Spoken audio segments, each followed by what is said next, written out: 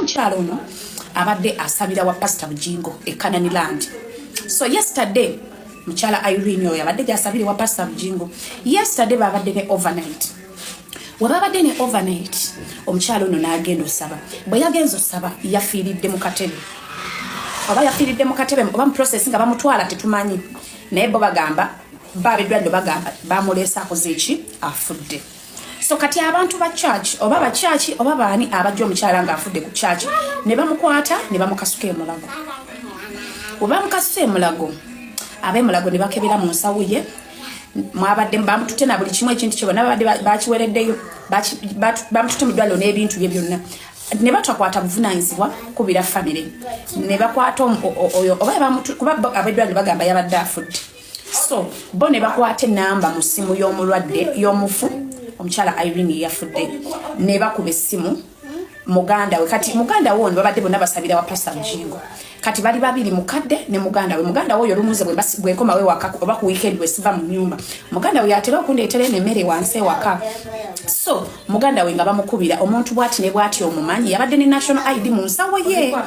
Omuntu bwati ne bwati omumanyi namugamba yafudde.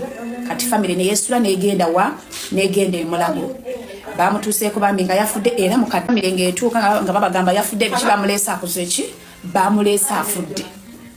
Kati bwe mbadde kukungubaga jukira mu kukaaba ebigambo bingi biyitingana bye sigenda kwogera for now until nga njogedde ne omusumba Pr Bujjingo oba abakulu be church tubeetaaga mwene ensonga mama w'omufu alina ebigambo byayogera like nga bumanya omuntu ng'afudde ebintu bingi.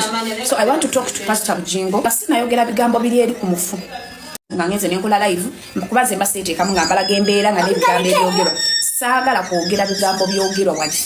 I want to talk to Pr Bujjingo. I want Pr Bujjingo to come oba omuntu yenna omukulu mu church ajje ayogere ne family n'aba comforting because ebigambo ebiri mu kwogera mu kukungubaga bingi azini biri mene. Eyafudde mukadde bamuyita Irene. Tusaba Pr Bujjingo jangu ogumye maama w'omufu. Ebigambo ebiri mu kwogerebwa mu mulumbe bingi pozi mwagala nteekeko live mu byewulirireko kuba nzirayo nga maze okulya. Ebigambo ebiri mu kwogerebwa ku mufu bingi. Omukyala Irene abeera eno side y'endejje afilide mu katebe Canan yesterday ne bamukwata ne bamukasuka emulago ne bamulekayo tetumanyi bakikoze oba musumba tamanyi. So kati maama w'omugenzi ayina ebintu byayogera bingi sigenda byogera Namukasa. I want Pr Bujjingo oba abanene mweyo church musituke muje mulabe member wamwe eyafilide mu church abakulu abamu ku bakadde oba bakadde bakanisa oba bagadi gwe bakutte ne basula mu ddwaliro emulago. That's it. Mukadde yafudde mukadde abadde atufumbira mmere oba nagino okuddamu tufumbira akamere ndeje kuno ng'okwata tifini n'otwalayo mugamba mukadde leero njagala kino n'osanga emmere y'olweggulu wootakoze ekyemisana n'okirya n'ekyeggulo n'ekyenkya yibannaaki mukadde afilidde mu ntiisa atalwadde musujja wadde omuto wadde. Guys mugamba mutya kano ka analysis kange njagala okukateeka wano nawe osule ng'okalowoozaako.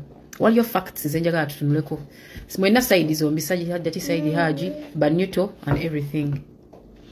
Mu mboozi eno mulimu ebigambo byembadde wano nenzijukira nengamba kambi bajjukize. Waliwo omuntu yagamba bamukutte wana nataleekaana newabutawa waawulira. Secondly yagamba gwakumeka ate omusajja teyaliiwo. Mu mboozi eno omwana yagamba kyatandika kuva nga tuli mu nnyumba ya wansi. Simanyi nnyumba ya wansi kigye yali ategeeza kitegeeza it started way back before coming to the deka. Muwulirize ebigambo bino biri mu mboozi muddeyo mugiwulirize eyayogerwa. Ekyokulala bw'owuliriza essimu ya Sheikh Semambo wakati wa Sheikh Semambo ne Ruth Kalibala omwami oyo yagamba nti kasita temuliimu bulwadde kyekisooka temuliimu lubuto mu sinaali eno tujja kuteesa maama bw'anaamala okukkakkana tujja kuteesa tusooke tumuleka akkakkanemu. Era ebyo bya bulijjo bibangawo ne tubituulangamu ne biggwa abaana beebakane ku bannyaabwe. that phone call insinuated that there was an action eyogerwako. Nga mulimu parties ezizimanyi. There are even other audios. Abamu ze twafunako ezitanateebwa. Kyovola abamu tulemerako nti mutuwe yalya bw'abono si ye yakola ki? Si ye yalya. So someone sent me a message nangamba Fifi. What if there was a relationship? What if? Baba? Yes. Don't make noise. Don't. Finish. Oyangambi, what if there was a relationship wakati wa Hajj n'omwana? Aina byayongerezzaako sijja bisoma byogera lwa nsonga bibanga ebiyingiridde eddiini. Ne mugamba bwebanga relationship yaliwo nze sisobola giwakana nti teyaliwo kuba yangambye watyanga teyali kukwata nga yali relationship. Ne mugamba sisobola kiwakana kubanga saaliyo. However, then kigumiza kiri kye tugamba nti omwana yakozesebwa. Then mwagala bwetwa bakujjako kabasanyizibwa tetusobola kijjako kabasanyizibwa ku lw'ensonga mu mateeka ono mayina. Wadenga there was, okay, let's believe there was consent for this action to happen. But minor. Chitagenda kubuusa maaso. Nti ne taata w'omwana ono muwayemu n'ekitundu gy'alina. Yakkiriza nti omwana we muto. Okitegeera? Wadenga balabaga manga omwana wa myaka 2 mu emeka. The fact is, she's still a minor. Kitegeeza action eno weba yaliwo. Nga ba consentinga ye ne Haji. Kyesimanyi. Era mu mateeka tekikkirizibwa omwana yakozesebwa nga muto.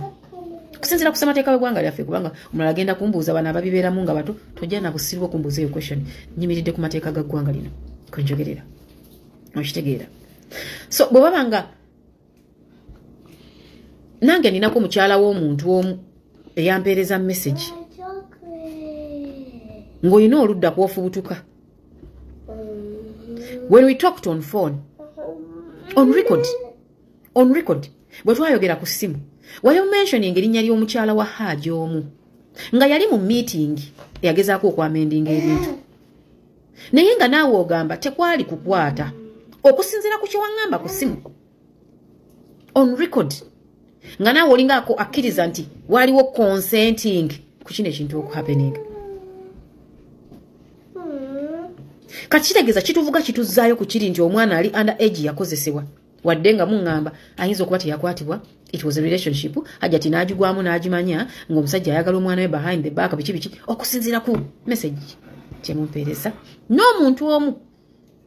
I don't want to mention your name. But you know, I have a conversation between me and you. Ng'oyogera ebintu bino. I have a phone call gyewankubira n'omukazi wa Hajji omu obubaka bwe yakutuma oŋŋambe nabo n'obuŋŋamba era n'amannya gaabwe wagamentioninga mu conversation eyo.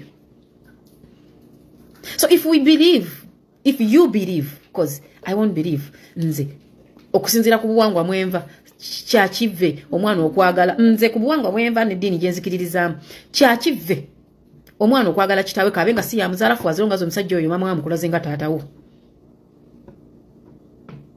But to some of you people, it is not. Kuba obuwangwa bwaffe bwanjawulo. Ffe mu Buganda ekyaffe tekikkirizibwa. So bw'obanga waliwo consent nga bwe mugiŋŋambye nga muwulira ddala sibawakanya kubanga saaliyo nze. Naye era kiddayo ku kiri nti omwana yali muto mu myaka okusinziira ku ssemateeka w'eggwanga. Same person yansindikira video ng'egamba yankwatirira mu bukyala ne mabeere. Kisigala kisiba ali mu kkomera. Bw'oyita ogenda kukozesa wali okwatirira waki. Oba okitegeera. Oba kiddayo ku kino kye muŋŋambye mu message nti oba consent eno nti bino byabeerangawo kuba n'omwana yagamba byatandikira mu nju ya wansi oba enju ya wansi yeruwa. I don't know. So kitegeeza gwe ayawuliriza emboozi eno gye yatandikira. Bw'oba wawulira omwana ng'agamba nti byatandikira mu nnyumba ya wansi. Kitegeeza kuno ekikolwa kino kyava eri so tekyatandikira wano we mwakirabira. Maama waakirabidde. Ngezaako kuliplayinga message emu evuddewo omuntu wabuvunaanyizibwa. Akubaganyiza ekirowoozo kye nangamba Fifi. Why don't you look at this thing in this angle? My phone. So, mikwano gyange tamala mpozinga ebintu ebyo. Message eyo omuntu agimpeereza. Ani twogedde ne tukayanira ne ku simu. nangamba Fifi nkubuulire nze ndowooza yes omwana yali muto omusango guba guliwo naye tegukyali gwa kukaka relationship gone mad ne mugamba gone bad ne mugamba sikiinaako evidence but still wekibanga ekikolwa kyaliwo kitegeeza omwana yali under age kati bwabanga yali under age omwana baba don't make noise it's okay nengamba bwabanga ddala kyakozesebwa kitegeeza mwenna kati namwe mukkiriza nti ekikolwa kyaliwo kubanga n'owooluganda oli omu twayogera tulina bye like so mikwano gyange nze ekibuuzo kyange kisigala kiri nti yalya oba teyalya bwaba teyalya ani yalya era nsonga ki witness ono gyagenda okuba omulamuzi emulumizisiza omuntu nga teyalya era tugenda kuba tugimanya mukitegeera sofa nyongera okugamba abazadde waliwo omukyala ngenda banyumiza emboozi ye njogeddeko ne ku live ali mitala w'amayanja mukwano gwe abadde yebaka n'omwana we omwana ono wa bulenzi ng'oli aweereza ssente omwana bamukolera ebintu ono ng'agamba omwana ye yamuwa so she took advantage omwana ali mu ssomero alivinga life ne banne naye yatuse time naakoowa omumukozesa nga talina mirembe kyokka ono ye muntu y'omu yamukyalira ku ssomero maama we gwatuma bakadde bannange bazadde bannange bakulu bannange kale ffe abakuze mu myaka kubanga ffe bw'ozaala oba okuze abakuze mu myaka tukoze tutya singa guno omusango tetufuna justice nakumanya abakozesa baana be baani tugenda kuyamba ku Kama we gonna give Kama a hand government tunagiteekako embeera neeraba nga waliwo ekibi ekiyitiŋŋana ejja kumala ezuukuke ejja kumala ezuukuke n'oli omukyala ngambye adda Uganda agendeko mu mateeka alabe ng'omukazi bamukwata ate ye ekisinga omweraliikiriza omwana we yalibanga afunye obulwadde kuba ye agamba oba abyogeza busungu adono agamba oli munywanyi wa mumanyi sitetasi ye lwaki aba yeebaka n'omwana we omwana yaweereza maama ebimesegi n'amugamba ebintu bingi n'amugamba naye gwe gyewandiika ddala weesigayo ekyo omuntu gwe wandekeranga mmazeeko emirembe kyokka nga noone wa maama yaloopanga mwana n'amubijjise wa maama we maama ng'akonya kukomerera mwana misumaali gyabutawulira oyina empisa embi kumba omukazi akozesa omwana buli lwagana omukozesa ng'onaaloopa ekisange ewa maama w'omwana omwana n'adduka ew'omukazi n'agenda abire ne bakwano be naye bannayuganda ndowooza mulaba ekibadde hajjati apparently abadde ku Nasa Road ng'alina byakola and then abantu ne bajja as if mob justice ne batandika omwataakinga ebintu byajjati ne Haji bino nabadde mbyesonyiwa because my wish was abantu abali meant intervening and they did omusango guli mu kooti bwabanga Nisha ddala yakwatibwa afune justice bwabanga Haji teyakwata mwana oyo ne Haji afune justice and which I believe ekikwatako bali kikola nga bateekeddwa okukola buli omu aleeta obujulizi ekyabadde eggulo ku kooti neewuunyiza side ya Haji ne baba munoonya justice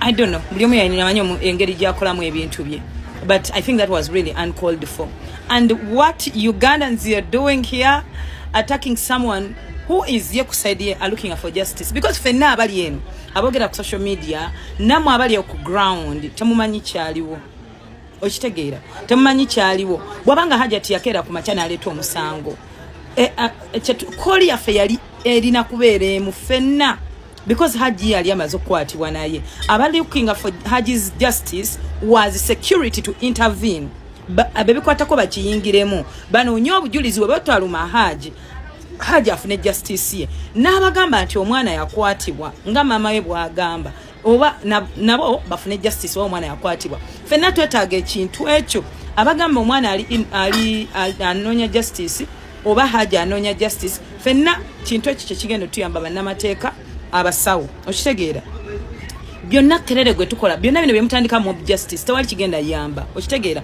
okuleka feke nyine okwesuula mu kattu because I believe we are mothers oba tonna bakubeera maama oba taata ojja kubeera okitegeera kakati singa abali okola emirimu gyabwe tubalaga nti nno balinga abatalina kye bakola olunaku lujja tuuka gwe kennyini saawa zino ng'oli kwatakinga Hajati obanga saawa zino oli kulumiriza Haji enkya kibeere ku ggwe Ochegeera kuba amateeka ge galina katutuwa ekituufu kyonna oba hajati alese bujulizi nabaki abuleete haja alina bujulizi nabaki naye abuleete bwebanga saidi omwana yakwatibwa ekituufu kiri abantu bakwatibwa ate era ekituufu kiri nti nno abasajja bawaayirizibwa abantu babateekako agasango abantu bali mu makomero eyo babateekako agasango nga kye bafa baleeta obujulizi omuntu yenna ekiyinza okwejjereza bujulizi mpozayo mulekerawo bino mob justice bwe munatandika bintu bya mob justice ne mulaga security mbutekola manyi tayina oba like court whatever babatekedde okukola emirimu gyabwe tebalina kye bakola abantu bagenda tandika otwalira amateeka mu ngalo okitegeera abantu bajja twalira amateeka mu ngalo kubanga kati bemukola bya kisiru. This is very stupid. Omusango guli mu kooti omukazi mumugana n'otambula omukazi mumulekaanidde mumumazeeko emirembe. What do you mean? Ekyo wabeera mwana wo noononya justice negaana oliwulira otya? Oliwulira otya? Omanyi abantu kuno nze ndaba n'abantu abagamba mbu Haji teyakwata mwana because sigwa ino kyogera nange kenyini wano wentudde nyinza okugamba nti oba ndi timu Hajati but tekingana sina right egamba mbu Haji yakwata omwana. Kyendikonze kiri nti n'abakazi bakwatibwa ate n'abasajja bawaayirizibwa. Byonna byemudiiginga byonna byemukola bijja kujja luvannyuma. Kyetwagala okumanya bw'aba Haji si yakwata omwana, let him get his justice. Tumanyani yakwata omwana. Simple as that. Stop this stupidity. Mulekerawo bino bemuli ku mukazi byemubuulinga mulowooza ye mulalo. Bannange tufudde Abannayuganda. Kiki kino kyemuli okukola? I know you're too frustrated. Bannange kati kyemukola kiyambe kitya? Kigata kikubujuliza obutaasa Haji. Mbu Bannayuganda bamwagadde nnyo bwa mutwe mwadde mujjudde ggulo ku kkooti ne kyongera kikubujulizi oba obujulizi obumujja mu kkooti kyagaseeko ki? Kkooti si bwetyo bwekola. Tekolera ku kerere. Nabadde ndaba Haji afunye abawagizi bangi nnyo. Haji yadde yeesimbyewo. Alina ekifo kye yeesimbyeko? Tayina. Mateeka gokka muleete obujulizi obugamba Haji teyakwata mwana. That's all we want. Musajja wattu yejjeerere komera. Bwe mugamba mbu abasimanya abawagira Hajati mubeera ku social media mutayipinga butayipinzi lwaki temwazze tukole ki? Twali tubeera mu nyumba ya Hajati. Tuyina bujulizi ki? Tetuyina. All we do here as mothers, personally as a mother, wadde nina omwana mulenzi, but I know what a girl child goes through. Kyenjagala okukakasa nti abantu bakwatibwa, abaana abato babeera defiled. Bw'aba omwana yali defiled, let her get her justice. It's all about Nisha. It's about Nisha. It is not about anyone else. Bw'aba omwana oyo nga teyakwatibwa, naye ate yakwatibwa kubanga n'omwogezi wa polisi yakirambika bulungi nnyo nti omwana yakwatibwa. Bw'abanga Haji si yamukwata aveyo ffe gwe twagala ne Haji yejjeerere musajja wattu.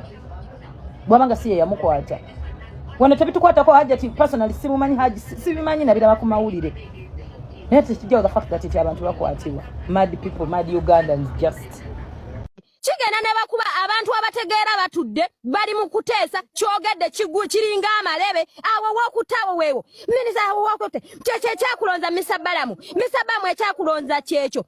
Please full figure weewummuzeeko wetunaleeta abalepinga obuvubuka ng'abo junior bayogeddeko abalepinga walepinga gundi simpokke gwe kennyini walepinga simpokke wavaayo n'akuvunaana omusango full figure ogenda kukola otya?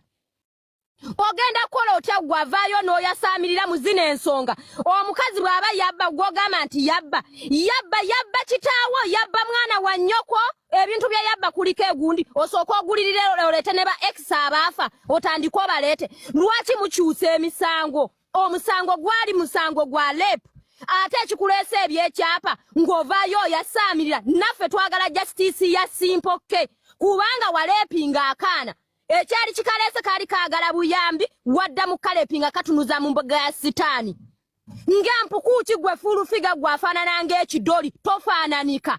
Gwe kikyekyo ky'okwatisa omwana nga gwe woofaanana toyawula olina figaleesi. Sooka otunuulira figayo toyawula kabina na mugongo nga naawe ovaayo eri oyasaamirira. Zino ensonga z'abalondemu si za buli omuntu agenda ziteesaako. Nedda. Obo bwasamu fulu figa we tunaleeta abasamu ojja kuvaayo mukulu munnaffe naffe tuli baasamu buno bwasamu naffe tujja kuvayo era omukazi ayagadde gw'omanyi abasajja be waakaagala waneeno wali olwanira akasolo ka bajjo n'otandika n'omulumba gye yali akolera kyekyakulubanyanga bajjo gwe bajjo bwe yakwebakako gw'omanyi abasajja abakwebakako wano walinga okola mu bidongo baakusulikanga ku mizindaalo zina ensonga temujja kuzoogerako nti muveeyo eri mujja mbu kubanga nze nange fulufiga kubanga nze mmanyikidwa bwe njogera ekintu kijja kwogera nze bwe ntuula musango mbangu tuddemu okyakolera okyatambulira naawe mu mabina g'abantu omukulu w'oluseke otambulira mu mabina g'abantu naawe oveeyo oyasame oguliridde kaneena akanyimpuwanga obulamu bw'ensi eno okagulira akalina ekiwalata ekibula okatuuka mu kabina meeya zino ensonga naawe ziveemu we zino ziveemu we tunaleeta abanyimpuwanga obulamu bw'ensi eno ng'abanyimpuwanga ensigo mukwano tujja kuvaayo kuba tuli bangi abanyimpuwa akasajja akakulu akawumba tuutu akategeeranga ennyuma bagitwala ku nyesemba mabega kubanga mukolerera bitole bya mmere oluvayo n'ovaayo mu kamera ng'ovaayo oyasaamirira okaaba walumbe gwe kyekyali kikkaabya mbuuza aji mwana wa nnyoko oba wa kitaawo mulekwe okwasaamirira ebintu by'ekisiru Inza guno omusango nagulabyemu abasirusiru n'otunuulira laavu mmase bino si bya busolo gw'olwanirira kasolo aja aveeyo akuwase zino ensonga z'abategeera olwalwanirira mwana we wagenda n'olinnya ennyonyi n'odde Saudi Arabia oba waddawa n'okola omuzaago gwe walinnya nagwo n'okomawo n'omuzaago ng'oliira ne mu ttooyi bino si byakugamba nti bino si byakuvaayo kwasaamirira no